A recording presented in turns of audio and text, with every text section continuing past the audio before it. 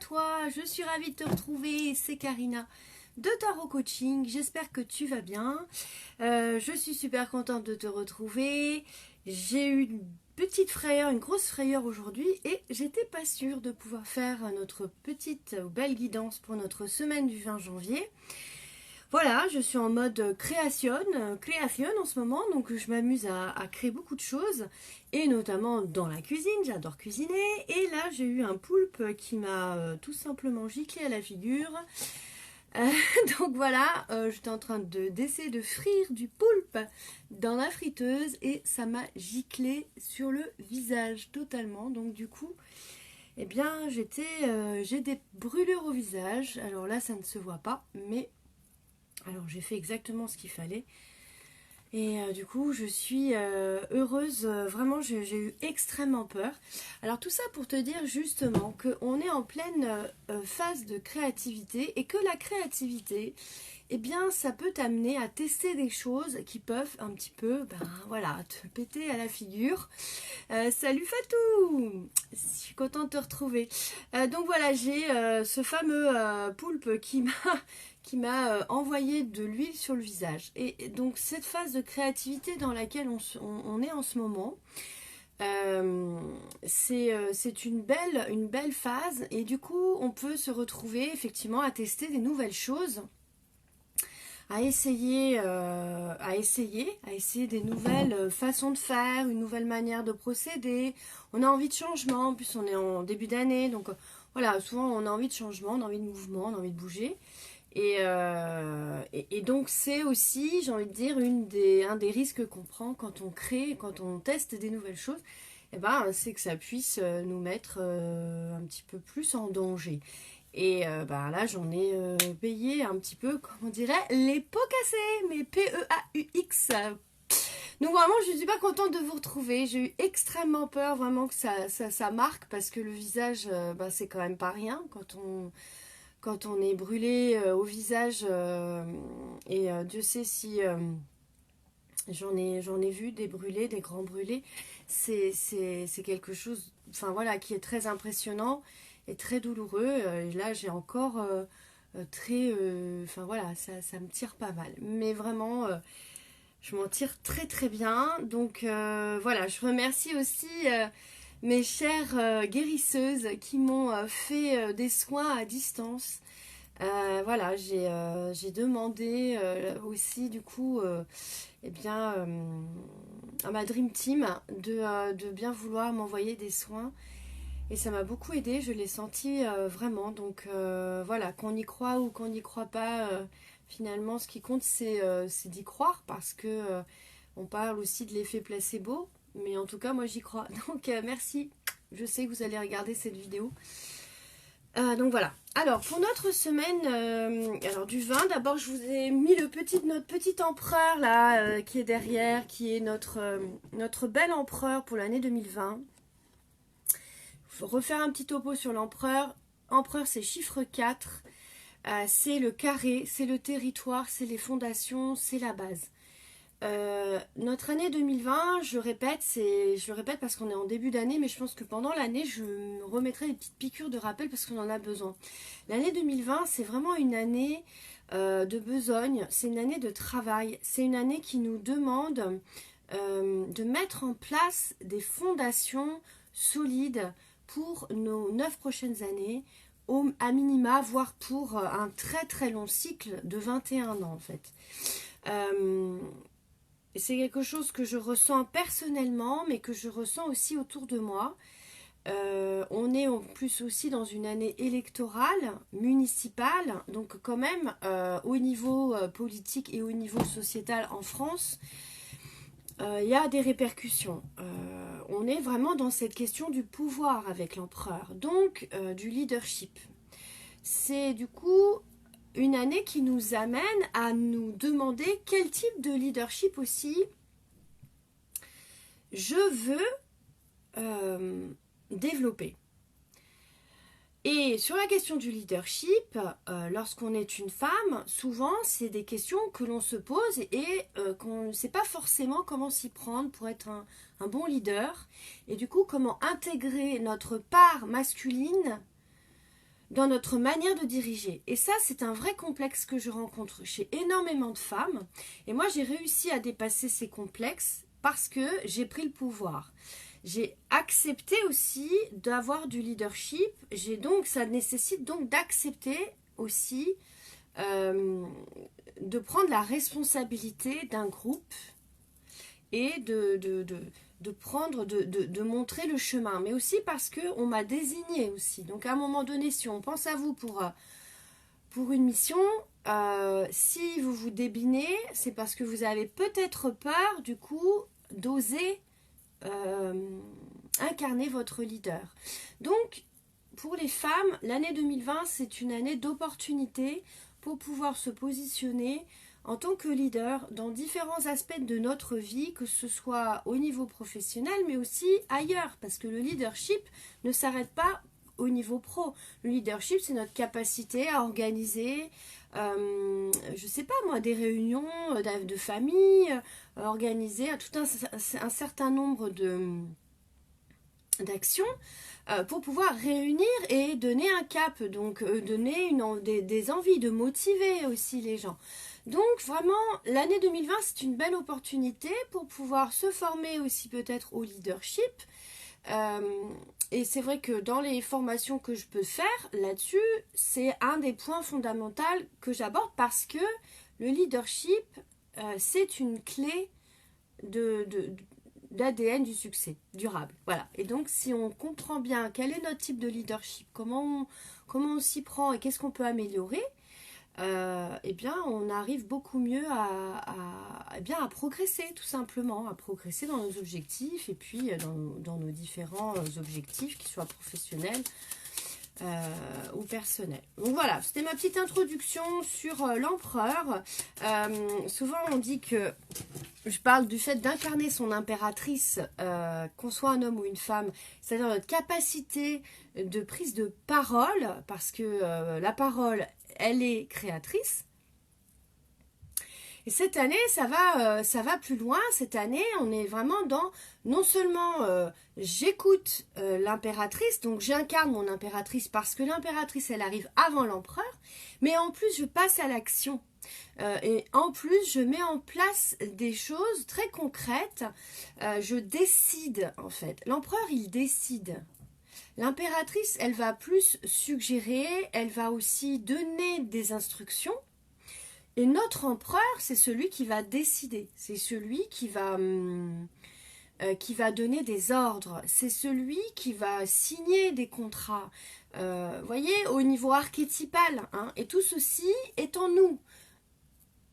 On a à équilibrer notre puissance et notre pouvoir entre, encore une fois, le masculin et le féminin en nous, que l'on soit un homme ou une femme. Donc, quand j'incarne mon empereur en tant que femme, j'ai conscience de ma capacité à créer un territoire en écoutant mon impératrice intérieure et en posant les fondations, les bases pour pouvoir agir à bon escient, agir avec foi, parce qu'on a la papesse qui est arrivée avant, le chiffre 2. Agir avec mon enfant intérieur, parce qu'il y a toujours notre petit battleur, qui est le 1, avec la création et la créativité. Et en agissant tout ça, avec une conscience de leader, de leadership authentique. Voilà, c'est-à-dire quelqu'un qui a des valeurs et qui maintient l'ordre pour que ces valeurs soient respectées, soit entendu, etc. Donc c'est assez exigeant lorsqu'on est dans une voie VOIE d'initiation à un leadership conscient aussi, parce que on a besoin de leaders conscients dans le monde aujourd'hui, sinon on part à la catastrophe.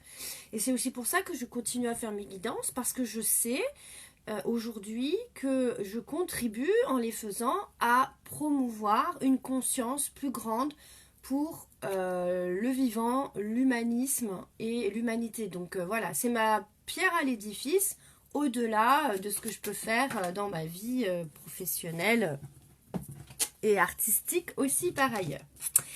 Donc pour cette semaine, je suis en train de nous tirer les 3 cartes qui vont nous guider cette semaine. Donc, on va pouvoir se poser des questions autour de ces cartes. Et puis, on démarre avec la force. Alors, vous voyez, c'est très intéressant parce que la force, c'est le feu. Et donc, je m'en suis pris en plein la figure aujourd'hui au niveau du feu. C'est l'énergie vitale. C'est le fait de ressentir comme un bouillonnement aussi en nous. Quelque chose qui a besoin de s'exprimer. Donc, on a de l'énergie. On sent qu'on a besoin même de canaliser ça. Il peut y avoir de la colère avec cette carte aussi. Donc c'est un début de semaine qui est du coup très, oui, très dans le feu, très, il peut y avoir même des conflits, ça peut chahuter pas mal parce que la force, elle a besoin d'ouvrir sa gueule ou alors elle a besoin de maîtriser sa gueule. Donc il y a bien des choses dans la parole aussi à maîtriser avec cette carte. C'est une très belle carte évidemment, hein, comme toutes les cartes d'ailleurs. L'arcane de la force, elle nous relie, elle nous reconnecte aussi entre, vous voyez là, c'est la seule carte où on voit le pied en fait dans le tarot.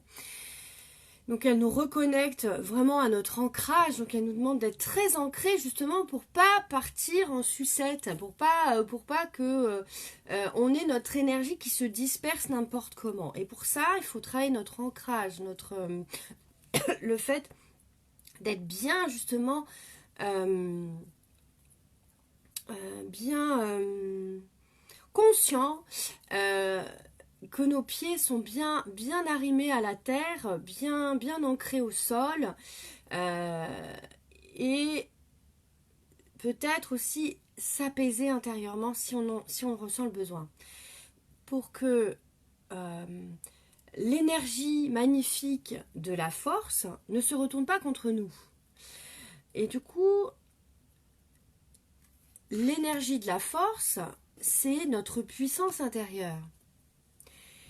C'est comme une voiture en fait. Si vous avez un 6 chevaux, 7 chevaux, vous avez une voiture comme ça qui a une grosse puissance et vous ne pouvez pas l'utiliser n'importe comment en fonction de la route que vous prenez. Donc c'est exactement la même chose. Il faut savoir en fait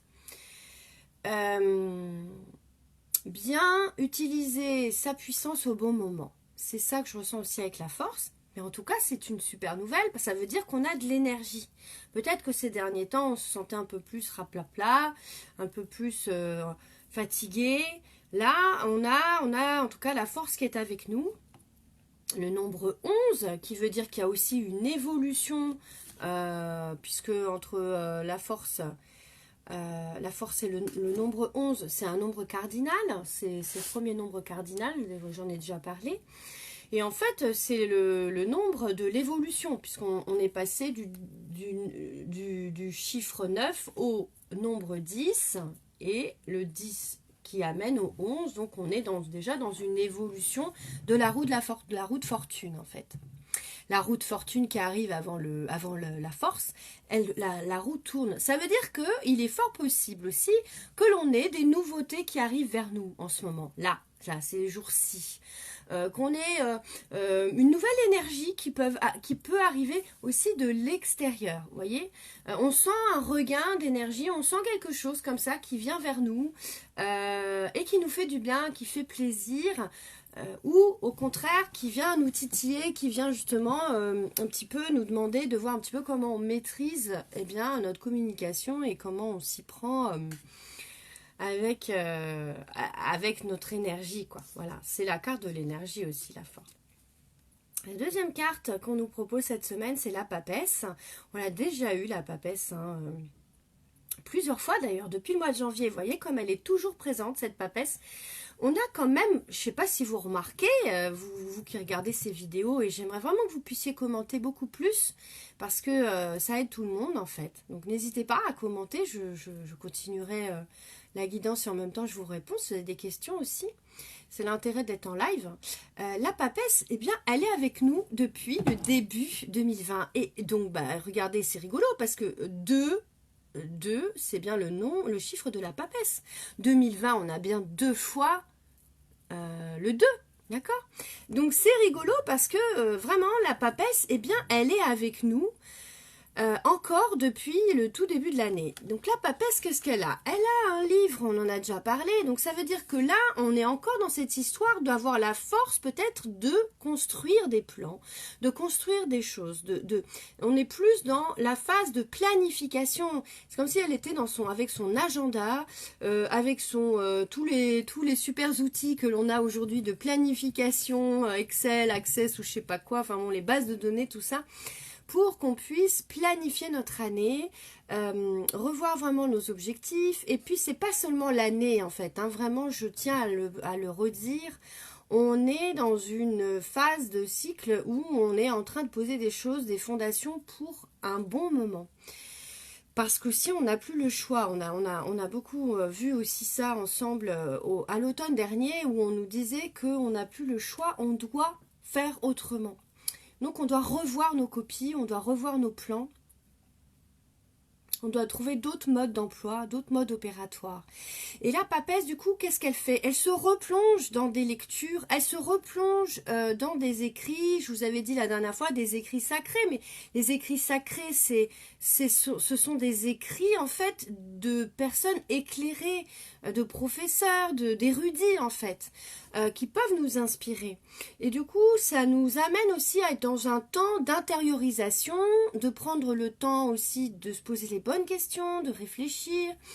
Et la force est avec nous, donc elles sont toutes les deux ensemble, vous voyez, en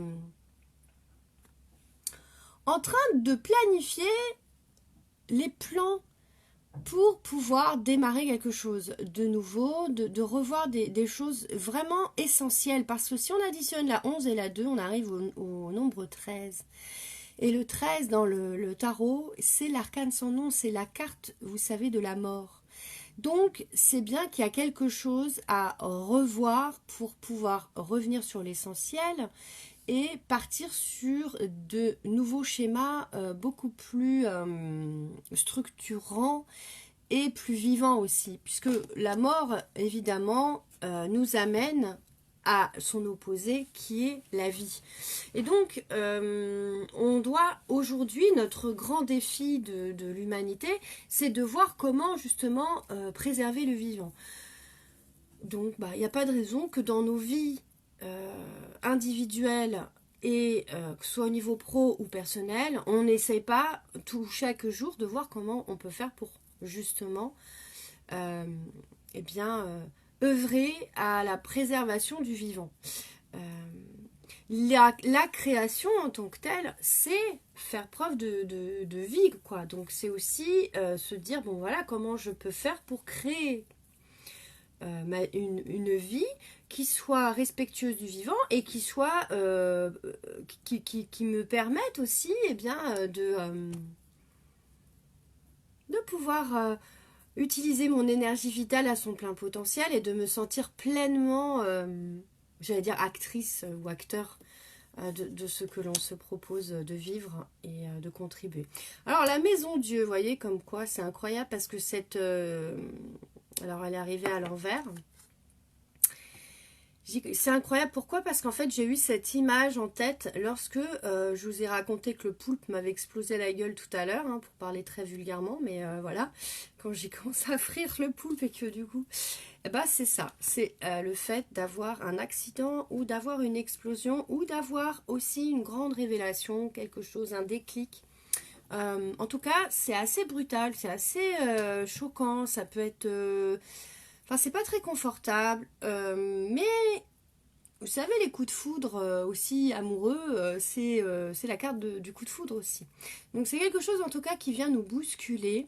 Et puis en plus, la papesse, elle aime pas trop ce genre de choses. Alors elle, elle a un côté un peu, même très mère, protectrice, mais... protectrice de la tradition, quoi. Donc la maison Dieu, en plus, bon, il y a deux notions ici au niveau de la foi. Vous voyez, on a la papesse et la maison Dieu. Donc il y a aussi cette notion forte de spiritualité dans ces deux cartes. Et dans ma vision de la spiritualité, c'est toujours comment je peux faire pour que mes valeurs humanistes, mes valeurs humaines s'incarnent dans ma matière, dans ma matière, dans mes actions, dans ma manière de créer ma vie et du coup d'être leader aussi, de guider, d'accompagner les autres. On est dans ces questions-là aussi cette semaine. Et puis dans la maison Dieu, il y a la question de la maison, il y a la question de la construction du foyer. Il y a... c'est pas forcément construit, mais c'est comme s'il y avait l'architecte qui est en train de se demander, bah tiens, comment je vais faire pour construire cette fameuse maison ou cet établissement ou cette structure avec des fondations solides. Et on est en plein dedans. Ça, c'est 2020. C'est-à-dire qu'on est vraiment là, en début d'année, en train de se dire, ok, là, je sens qu'il va vraiment falloir que je passe à autre chose. Je suis en phase de transition. Et je pense que nous sommes tous en phase de transition actuellement. En tout cas, tous ceux qui suivent cette guidance, il va y avoir quelque chose comme ça. Et de toute manière, je pense qu'au niveau vibratoire collectif, nous sommes en phase de transition puisqu'on ne peut plus vivre comme on l'a vécu, comme nos parents l'ont vécu, nos grands-parents, etc. Donc on est obligé de revoir notre copie, de revoir le monde, les fondations, les fondements, etc. Et ça, ça se répercute dans chacune de nos vies individuelles. Et cette semaine, donc, on est avec cet enchaînement de cartes. Donc, vous voyez à quel point on a de l'énergie collective aussi, parce qu'on a la force avec l'animal, et puis ici, deux personnages avec tous ces petites billes là qui représentent autant d'étincelles de vie, quoi. Donc, il y a quelque chose aussi de l'ordre du collectif qui peut ça peut être un peu explosif, mine de rien. Et du coup, il y a encore une fois la notion de la réforme, là, comme on doit réformer les choses, parce que la papesse, elle, c'est effectivement là le symbole de la tradition, mais aussi du coup de l'opposé, c'est-à-dire de la réforme. Comment on réforme? Donc, pour nous, en tout cas, à notre niveau individuel, puisque ces guidances, pour moi, elles sont pour contribuer à ce que chaque personne se sente responsable de son, comme on dit, de son petit bout de terrain, de territoire, et avec l'effet colibri, permettre aux personnes de prendre conscience qu'elle peut changer beaucoup de choses. Une seule personne peut soulever des foules, justement. Donc, c'est ça le travail qu'on fait ici. Donc, la question de la semaine, c'est comment je fais pour me réformer, pour me reformer, c'est beau aussi, pour voir un petit peu comment je peux voir les choses, pour pouvoir maîtriser éventuellement l'effondrement, s'il y a eu effondrement.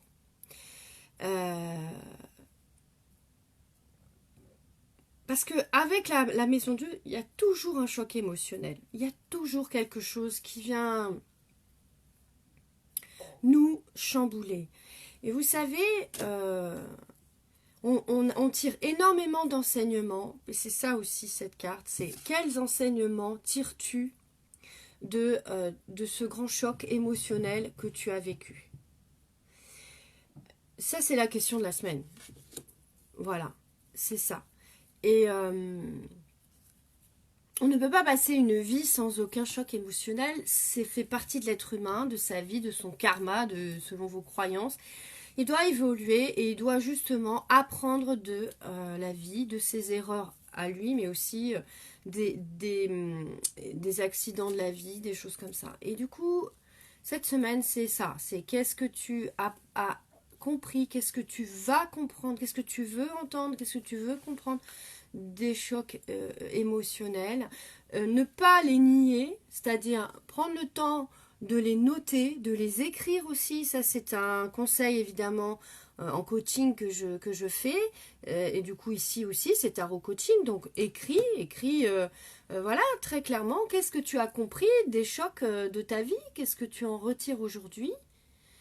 Quelle question peut-être tu as encore? T'as pas forcément toutes les réponses. Ça, c'est une chose aussi que j'adore en ce moment, pour ma part. C'est que je suis en train de comprendre que je n'ai pas toutes les réponses. Et c'est vrai que le tarot, pour moi, ça a toujours été une façon d'essayer d'avoir des réponses à mon cerveau de zèbre. Voilà. Et dans ces angoisses-là, j'ai étudié le tarot de Marseille depuis l'âge de 15 ans, donc pour vous dire que ça fait un moment. Et c'est formidable parce que c'est un livre de savoir, c'est un puits de connaissances extraordinaires et surtout de questionnement pour soi. Et donc, aujourd'hui, j'apprends à me dire, mais je n'ai pas encore les réponses. Là, je suis en train de reconstruire totalement mon approche de coaching, de comment j'accompagne les gens, qu'est-ce que j'ai envie de faire, comment j'ai envie de le faire, mais j'ai pas toutes les réponses et c'est pas grave. Juste, j'avance en me disant, bon bah là j'ai ça, je sais que j'en suis à telle étape, je vais tester ça, je vais voir si ça marche, tant mieux comme ça, sinon je verrai autrement. Donc voilà, il y a peut-être des questions pour lesquelles vous n'avez pas encore la réponse, mais il faut poser la question. Voilà, c'est ça que j'entends aussi. Donc, posez les questions. Posez-vous les questions, puis adressez-les à des institutions s'il y a besoin. Parce que la Maison Dieu représente des établissements. Elle représente toujours des institutions. Ça peut aussi représenter des hôpitaux, ça peut représenter au niveau, on va dire, de l'image, ça représente peut-être aussi la prison. Voilà, donc c'est une carte qui représente un établissement qui est quelque chose de très figé. Sauf que là, si on observe cette carte, eh bien, il y a eu un coup de foudre en haut de l'établissement. Donc ça peut être des prises de conscience importantes. Ça peut être aussi voilà, tout ce qui est lié à l'effondrement, à l'écroulement. Mais ça peut aussi être des belles surprises. Hein. La Maison Dieu, elle a les deux aussi. C'est-à-dire qu'il peut aussi y avoir, comme je disais, une belle rencontre, quelque chose qui vient nous donner des paillettes dans les yeux, des belles choses. Ouais, super Sandrine. Ben oui. Exactement.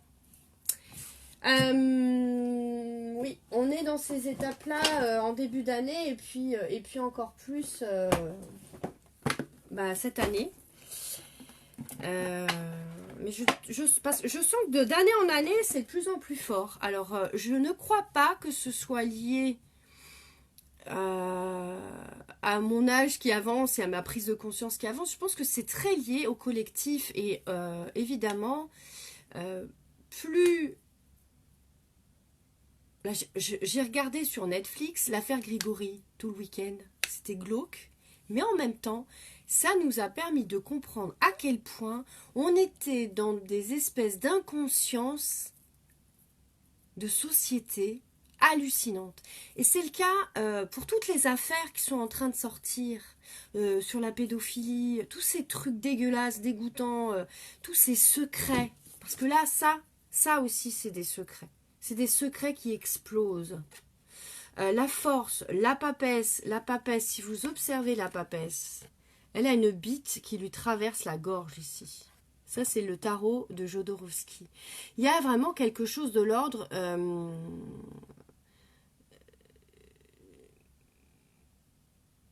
des secrets qui sont ici dévoilés.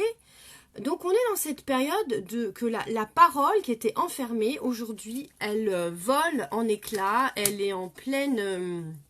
une espèce de révolution aussi de lever les tabous, lever les secrets. Et forcément dans ces étapes de transition, ça va des fois un peu hyper loin, quoi. Ça peut aller trop loin parce que justement, on n'a pas encore... l'habitude de gérer cette énergie, justement, de maîtriser ou pas sa gueule, etc. Et c'est vrai qu'aujourd'hui, il faut être extrêmement prudent sur ce qu'on dit lorsqu'on est sous les médias. Lorsque, pareil, j'ai vu un reportage sur Brigitte Macron, et c'est clair qu'aujourd'hui, tu peux pas, et donc sur notre cher président, hein, qui a fait plusieurs bourdes au niveau verbal pendant son mandat, tu peux plus dire des choses sans avoir conscience de ce que tu racontes. C'est impossible, donc on est dans une obligation d'être extrêmement honnête et clair avec ses intentions. Et du coup, c'est quand même hyper exigeant, quoi. Ça veut dire que tu as intérêt de faire un sacré travail intérieur pour éviter de te retrouver dans des situations quand même super délicates, quoi.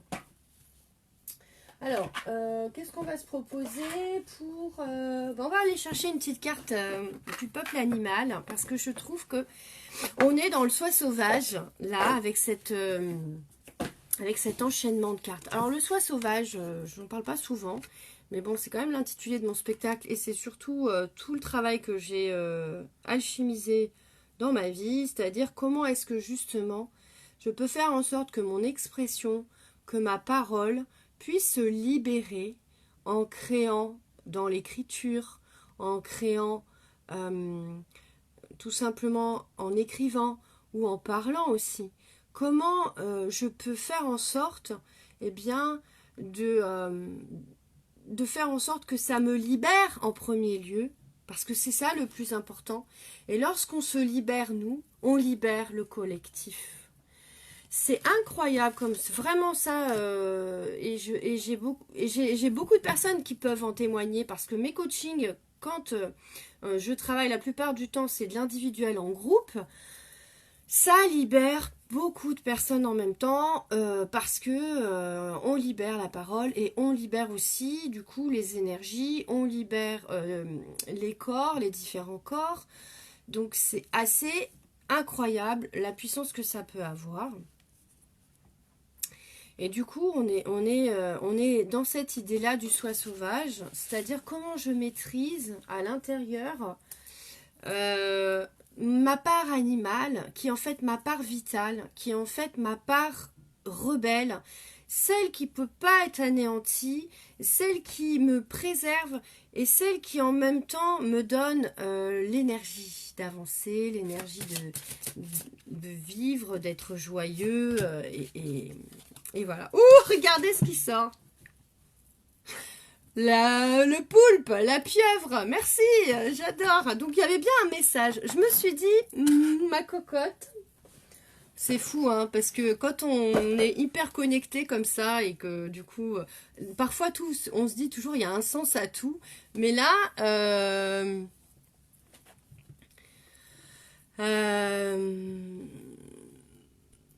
ah, merci Mohamed pour ton commentaire. C'est quand même hyper exigeant, quoi. Ça veut dire que tu as intérêt de faire un sacré travail intérieur pour éviter plein de tout trouver dans des situations quand même super. J'ai pas tout à fait compris, mais si tu peux expliquer un peu plus. Ouais, moi, Sandrine. Ah oui, bah tu vois, on est en plein dedans, effectivement. Donc toi, t'as été confronté à de la pédophilie la semaine dernière à l'hôpital. Ah bah tu m'étonnes. Grand choc émotionnel et beaucoup de questions aussi. Bon, bah écoute, c'est en plein dans ce qu'on se dit aujourd'hui, c'est assez incroyable. Ouais, mais parce qu'avant les choses n'étaient pas dites, il y avait beaucoup de secrets et évidemment maintenant que les paroles se délient, ça fait beaucoup d'un coup. Je reviens à cette affaire l'affaire Grégory, c'est incroyable. Personne ne parlait, il n'y a personne qui a rien dit. Enfin, ça fait plus de 30 ans, ce truc, c'est assez fou. Donc le poulpe, bah oui, c'est dingue le poulpe. Je reviens à cette idée. La pieuvre, donc c'est quoi le message de la pieuvre? Parce que quand même, elle est sortie. Et elle a un truc à nous dire, cette pieuvre. C'est fou. Je suis toujours surprise, hein. C'est quand même assez dingue. Alors la pieuvre, c'est en plongeant dans les profondeurs abyssales que tu rencontreras la lumière de ton intelligence. Donc là, on est dans la notion de la solitude et le fait d'être dans l'agilité, les profondeurs, l'agilité. Je trouve ça vraiment chouette, l'agilité comme terme, parce que cette force, elle est agile. Vous voyez à quel point elle est agile, hein, parce que quand même, pour maîtriser et dompter ce lion ou ce chien, selon ce que toi tu vois, il y a quand même une nécessaire agilité. Donc voilà, on est dans l'agilité, les profondeurs, l'intelligence, la transmission, l'envahissement, la mort, l'éducation et le contrôle. Donc là, on retrouve l'archétype aussi de l'éducation avec la papesse, l'envahissement dans la maison Dieu parce que évidemment ici on est envahi par les émotions, on est envahi par le choc, on est envahi par toutes ces billes comme ça. Donc il y a une notion aussi d'étouffement. La pieuvre, elle tue en étouffant aussi. Voilà. Donc, ok. Alors, on va aller lire un petit peu le message rapide. Lorsque la pieuvre t'apparaît dans le tirage, c'est pour t'inviter à utiliser ton intelligence dans sa globalité. Et notamment à travers les différents niveaux de conscience. Physique, intellectuel, émotionnel et sensitif. Je répète, physique, donc là c'est le corps. Le corps, il faut l'écouter. Le corps, il a des messages. Clairement, j'ai le visage qui me brûle, quoi. Donc, il y a quelque chose là, pour moi. Mais en plus, c'est un poulpe. C'est donc la pieuvre. Donc moi, j'ai vraiment cette carte qu'il faut vraiment que j'aille comprendre. Physique, donc la conscience, elle est aussi intellectuelle. Elle est émotionnelle et elle est sensitive. Donc le corps, c'est à la fois physique dans on va dire, la mécanique et aussi dans l'aspect plus sensitif des sens. La pieuvre t'invite à te relier à d'autres sources de connaissances pour apprendre et transmettre différemment. Voilà, on est en plein dedans. Ça vient vraiment... bien clôturer cette guidance.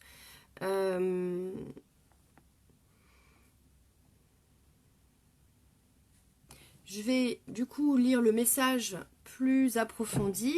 Je suis la pieuvre, j'évolue dans le fond de l'océan. J'ai tellement exploré l'humanité que j'en connais les moindres recoins. Mon intelligence n'est pas limitée à mon cerveau. Il me suffit de toucher les rochers, les végétaux ou les humains pour en recueillir l'intelligence immédiate. Et ça, Sandrine, c'est un de tes dons. Hein. Donc, j'ai associé l'intuition et l'expérience pour bâtir mon savoir. Je viens à toi pour t'apprendre à apprendre. Sur qui comptes-tu pour apprendre? Sur des livres? Sur des enseignants? Sais-tu que tu peux apprendre autrement? Qu'utilises-tu de ta propre observation des phénomènes pour apprendre? Tu peux te faire confiance. Je viens t'apprendre à faire confiance à tes propres capacités de discernement et d'observation pour apprendre sur tous les sujets qui te concernent. L'alimentation, la santé, l'habitat, les voyages. Sache observer ce qui t'entoure. Ne considère rien comme acquis. Tu es sur la terre pour apprendre toujours des nouvelles choses. Je vais t'accompagner. Avec moi, tu découvriras que l'apprentissage est infini. On retrouve le signe de l'infini dans la force au niveau du chapeau. Voilà. Donc c'est un beau message pour nous rappeler que effectivement, eh bien, on a à apprendre encore et toujours autrement. La maison Dieu, c'est aussi ça, c'est aussi le choc qui nous oblige à devoir voir les choses autrement et à revoir notre regard porté sur les événements. Donc ça promet, je pense, de secouer un peu cette semaine, mais c'est évidemment, comment dirais-je, j'allais dire fondamental, parce que dans les fondations, on est dans le fondamental. Donc quand on est dans le fondamental, on est dans l'essentiel, et l'essentiel, c'est comme, encore une fois, les fameuses couches d'oignons, d'accord ? On enlève, on épluche, et puis au fur et à mesure, ça fait pleurer, mais on arrive à l'essentiel. Donc là, on nous demande de revoir un petit peu comment on apprend et comment on transmet aussi. Et c'est vrai que dans mes étapes professionnelles, je suis passée d'élève à enseignante, d'enseignante à formatrice, de formatrice aujourd'hui à accompagnante et à accoucheuse aussi, la papesse par exemple, ça c'est aussi ça, c'est celle qui permet à d'autres d'accoucher d'eux-mêmes, c'est de la maïeutique on appelle ça, en développement personnel et en coaching. Donc là on est dans le fait de prendre conscience de nos connaissances et de nos savoirs et de voir comment on peut les retransmettre de manière originale, de manière peut-être différente. Et c'est assez intéressant parce que c'est vraiment les questions sur lesquelles je suis en train de plancher en ce moment. Et je suis en train de me dire, bon, comment je peux encore aller plus loin pour transmettre tout ce que j'ai étudié, lu, appris. Et plus on est nombreux à se proposer d'être aussi des enseignants en conscience, plus on va faire monter le niveau de conscience de notre planète. Et c'est tout ce dont on a besoin. C'est tout ce dont on a besoin. Ce sont des enseignants éclairés, mais c'est avant tout de personnes conscientes qui observent du coup les événements avec du recul et avec moins de passion. Et Dieu sait si je suis passionnée. Mais justement, je pense qu'avec l'âge et le temps et l'expérience, j'ai appris à utiliser ma passion comme vraiment un moteur, un outil, quelque chose qui vient vraiment nourrir mon énergie vitale, mais qui ne vient pas me détruire, m'auto-détruire ou détruire mon environnement, alors que c'est ce que je pense avoir fait dans ma vie passée. Ma passion, j'ai pas su bien la canaliser, et du coup, ça a fait plus de dégâts que de création. Et quand j'ai pris vraiment conscience, justement, que ces élans-là, pas de passionnels que je pouvais ressentir au niveau même de mes désirs, de mes désirs de femme, plutôt que de les extérioriser dans des jeux de séduction qui sont finalement tout simplement des manières de pouvoir me rassurer. Maintenant, je suis tellement rassurée intérieurement qu'en fait, cette belle énergie qui est justement l'énergie sexuelle, et c'est de celle-ci dont on parle aussi dans cette carte, c'est-à-dire l'énergie vitale, l'énergie de création, d'accord ? On crée parce qu'il y a cette énergie-là en nous. Lorsqu'elle est vraiment canalisée sur notre propre création, on va dire, de conscience, de transmission, on se dit qu'est-ce que je veux laisser derrière moi finalement. Et aujourd'hui, c'est vraiment ma propre question, et je pense que c'est la question que tout le monde doit se poser en conscience. C'est qu'est-ce que je vais laisser derrière moi ? Voilà. Et là, il y a la mort derrière, évidemment. C'est-à-dire, qu'est-ce que je vais transmettre ? Et c'est pas je vais transmettre dans 10 ans. C'est dans 10 ans, dans 20 ans, dans 30 ans. Mais ça se planifie et ça se concrétise dès aujourd'hui. Et chaque petit pas que l'on fait est un pas vers la transmission si on a conscience de ça. Et on peut déployer tellement de créativité lorsqu'on a conscience que quel que soit l'endroit où l'on œuvre, moi quand j'étais pionne dans un lycée il n'y a pas si longtemps, j'avais décidé que chaque pas que je faisais dans cet établissement serait un pas de création pour les jeunes. Et donc j'ai créé énormément de choses alors que j'étais payée au lance-pierre, que j'avais aucune reconnaissance de l'éducation nationale, parce que je peux vous dire qu'il y a des métiers, c'est clair qu'il n'y a aucune reconnaissance. Mais j'étais dans un terrain d'exploration, dans un terrain d'observation, et du coup j'ai décidé même d'en faire mon terrain de mémoire de recherche, action. Donc pour vous dire qu'à partir du moment où on a un autre regard sur notre environnement, sur ce que l'on vit comme étant un sujet même d'étude de soi et d'étude des autres, bah, on vit complètement notre expérience humaine d'une autre manière. Et ce qui est intéressant, c'est quand tout ceci prend comme une toile, comme ça, quand ça prend sens, quand on se rend compte qu'en fait, on est allé là, on a fait ça, on a pris telle décision, telle orientation, tout ceci est un programme, tout ceci a un sens. Et lorsqu'on prend un peu de recul ou qu'on est bien accompagné, on comprend tous les liens et tous les sens qui sont en train de se créer, et aussi éventuellement d'éventuels blocages qui peuvent nous maintenir à un niveau, on va dire, de l'étage en bas. Et par exemple, on n'arrive pas à accéder au niveau supérieur. Moi, je vois la vie un peu comme un jeu vidéo. Pour moi, quand j'ai commencé à jouer aux jeux vidéo, j'avais 12-13 ans. C'était Mario Bros, je crois. Et du coup, c'était fou, quoi. Et vraiment, il y avait cette idée-là de passer toujours au niveau supérieur, avec les gros champignons magiques là qui te font grandir et tout. Et je me disais, mais c'est génial ça, j'aimerais trop être un champignon magique pour pouvoir faire grandir plein de personnes et tout. Et je me suis pas tout à fait rendu compte à ce moment-là. Et aujourd'hui, je pense que c'est ce que je fais tous les jours. Et évidemment, c'est ce que je fais aussi pour moi, parce que faire grandir les autres, c'est se faire grandir soi. Voilà, je pense que ce sera le mot de la fin. Faire grandir les autres, c'est se faire grandir soi.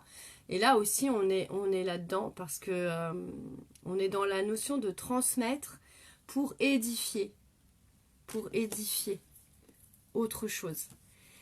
Voilà, ce sera tout pour notre guidance de cette semaine du 20 janvier. J'espère que eh bien, tu as pu t'interroger et voilà, tout simplement passer un bon moment grâce à notre partage aujourd'hui. N'hésite pas à me faire des commentaires, même après. Si tu as besoin de réécouter, moi la semaine dernière je l'ai réécouté et j'avoue que ça m'a fait du bien, ça m'a aidé à me ancrer. Donc vraiment ces guidances c'est fait aussi pour s'ancrer, et on a besoin d'ancrage, on a besoin de se connecter vraiment eh bien, à la réalité aussi, parce que ce qui peut se passer c'est que quand c'est trop difficile, on peut être dans une espèce d'illusion où on peut avoir besoin de s'échapper vraiment dans notre esprit, quoi. Et là, il faut aussi garder les pieds bien sur terre. Voilà, c'est important. Je vous fais des gros bisous. N'hésitez pas à partager cette vidéo. Sachez que je la mets maintenant sur ma chaîne YouTube. Donc voilà, pour info, si vous voulez aller liker ma chaîne, ce sera, et mettre des petits commentaires. Je vous remercie infiniment. Merci Sandrine, champignon magique. Je la poste aussi sur LinkedIn maintenant. Voilà. Je vous fais des grosses bises. À la semaine prochaine. Oui, 21h21, ce sera bon pour moi. Passez une très belle semaine. Je vais aller me remettre un peu de pommade. Ciao!